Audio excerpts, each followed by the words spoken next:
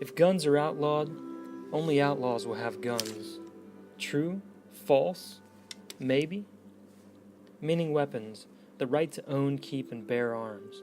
A sword and a lance, or a bow and a quiver full of arrows, a crossbow and darts, or in our time, a rifle and a handgun and a cache of ammunition. Firearms. In medieval England, a peasant caught with a sword in his possession would be strung up on a gibbet and left there for the crows. Swords were for gentlemen only. Gentlemen. Only the members of the ruling class were entitled to own and bear weapons. For obvious reasons, even bows and arrows were outlawed. When the peasants attempted to rebel, as they did in England and other European countries from time to time, they had to fight with sickles, bog hoes, clubs. No match for the sword-wielding armored cavalry of the nobility. In Nazi Germany, the possession of firearms by a private citizen of the Third Reich was considered a crime against the state. The statutory penalty was death by hanging, or beheading.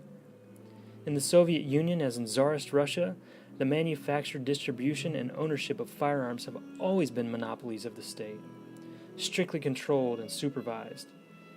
Any unauthorized citizen found with guns in his home by the OGPU or the KGB was automatically suspected of subversive intentions and subject to severe penalties. Except for the landowning aristocracy, who alone among the population were allowed the privilege of owning firearms, because they were the only ones privileged enough to hunt. The ownership of weapons never did become a widespread tradition in Russia, as it has in our United States.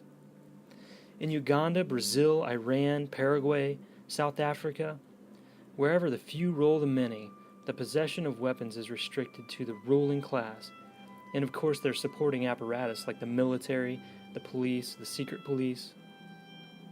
In Afghanistan and Iraq at this very hour, men and women are being tortured by the most up-to-date CIA methods in an effort to force them to reveal the location of their hidden weapons, their guns, their rifles, their arms.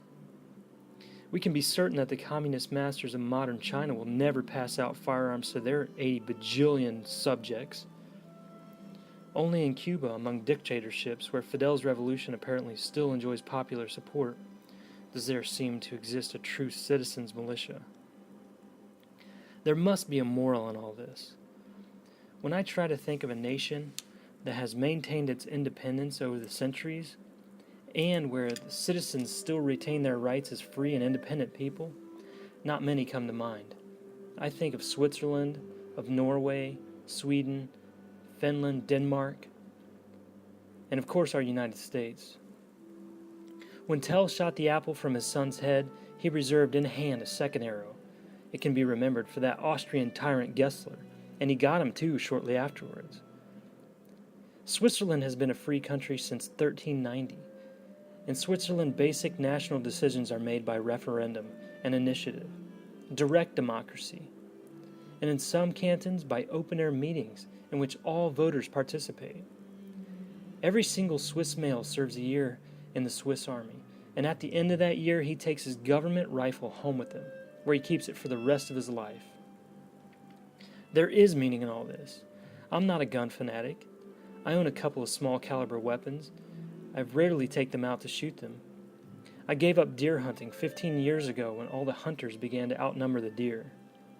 I'm a member of the National Rifle Association, and I'm certainly no John Bircher. Nevertheless, I am absolutely opposed to every move that the state makes to restrict my right to buy, own, possess, and carry a firearm, whether it's a shotgun, a rifle, or a handgun. Of course, we can agree on some few common sense limitations. Guns should not be sold to children, to the certifiably insane, or to convicted criminals. Other than that, we must regard with extreme suspicion any effort by the government, local, state, or national, to control our right to arms. The registration of firearms is the first step towards confiscation. The confiscation of weapons would be a major and probably fatal step into the authoritarian rule and the domination of most of us by a new world order of gentlemen, a new and harder oligarchy. The tank, the B-52, the fighter bomber, the state-controlled police, the military, Those are all weapons of dictatorship. The rifle is the weapon of democracy. Not for nothing was the revolver called an equalizer, and it always will be. Let us hope our weapons are never needed, but do not forget what the common people of this nation knew when they demanded the Bill of Rights. And armed citizenry is the first defense, the best defense, and the final defense against tyranny.